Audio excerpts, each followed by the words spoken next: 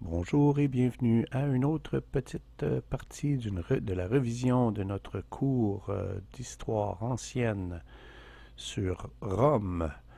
Et cette section ici, c'est le commerce et l'artisanat.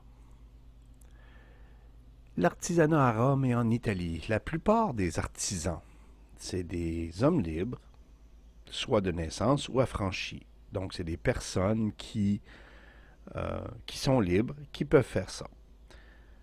Dans ça, on trouve toutes sortes de métiers, les fondeurs, donc on fait fondre le métal, les tourneurs, on fait tourner le métal pour faire différentes choses, ou du bois par exemple, des choses comme ça.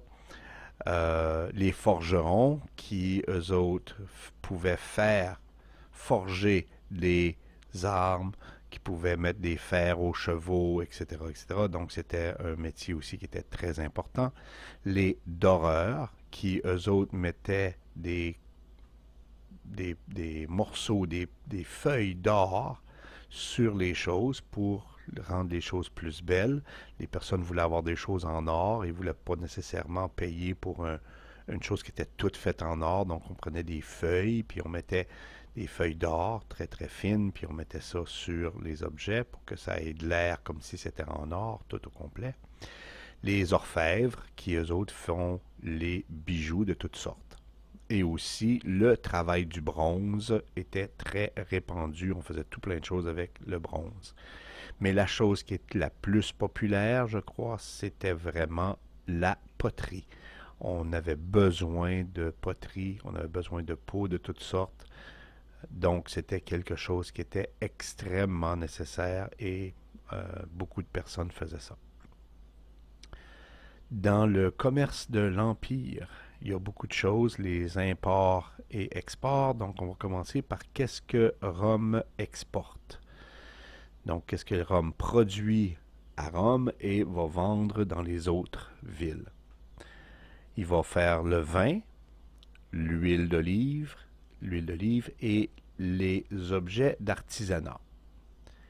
Qu'est-ce que Rome importe? Donc, qu'est-ce qu'ils font venir de l'extérieur? Ils font venir de l'extérieur le blé, les bêtes sauvages pour amener dans le Colisée, comme c'est euh, pour leur divertissement. Les poteries qui viennent de Gaule, les métaux, donc le métal, différents métals qui arrivent de l'Espagne, l'huile, les vins qui viennent de Grèce. Oui, ils exportent du vin aussi, mais le vin qu'ils importent, lui, vient de la Grèce, donc c'est une sorte différente de vin.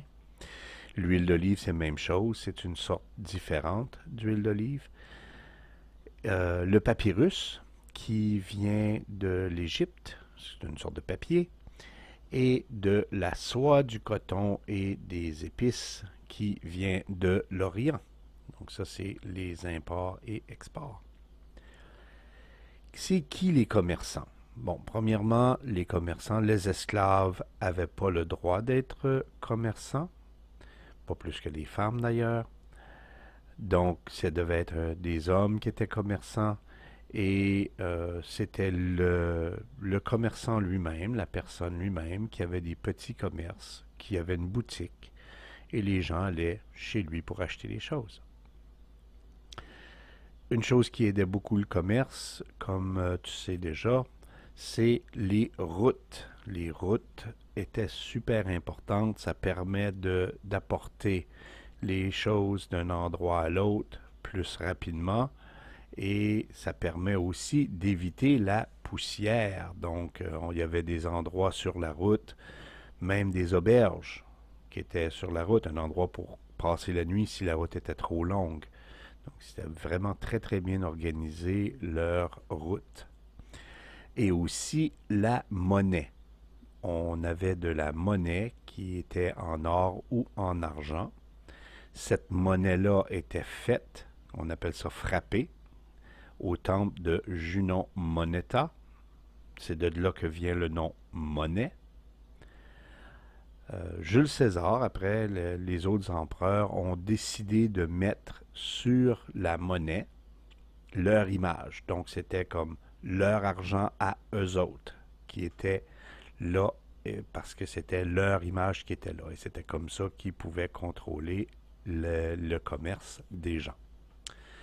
Et voici, c'est une petite... celle-là, c'est pas tellement long. C'est très court comme section pour celle-là ici. Donc, bonne révision. À tantôt.